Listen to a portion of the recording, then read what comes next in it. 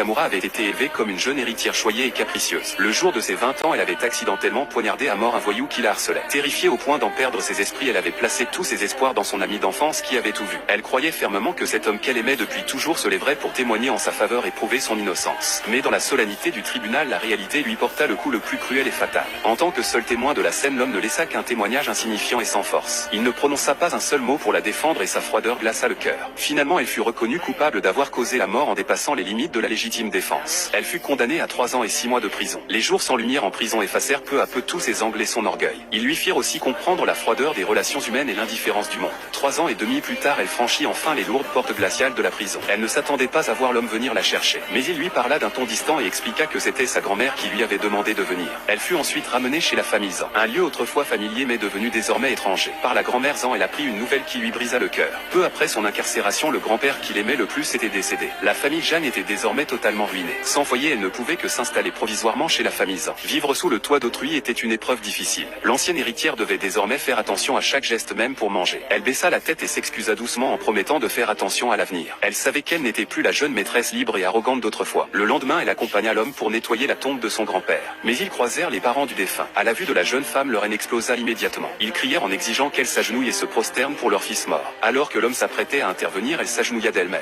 Cet agenouillement marqua la fin de son passé humiliant. Il enterra définitivement l'ancienne héritière orgueilleuse et dominatrice. De retour chez les Zan, la grand-mère l'invita à un dîner de charité. Elle voulait lui offrir une chance de se réintégrer dans la haute société qu'elle avait quittée depuis longtemps. Mais la mère de l'homme profita de l'occasion pour lui annoncer que son fils allait se fiancer avec la fille de la famille Zhou. Chaque mot était un avertissement. Elle devait reconnaître sa place actuelle et abandonner toute illusion irréaliste concernant cet homme. Lors du dîner, elle devint la cible des regards et des murmures. L'étiquette de meurtrière la suivait comme une ombre. Ses anciennes amies superficielles l'entourèrent pour l'humilier. Elles reconnurent son visage et la désignèrent ouvertement comme la célèbre meurtrière de Nanzhou. La jeune femme endura tout en silence. Mais sa tolérance ne fit qu'encourager encore davantage leur cruauté. Les humiliations devinrent de plus en plus excessives.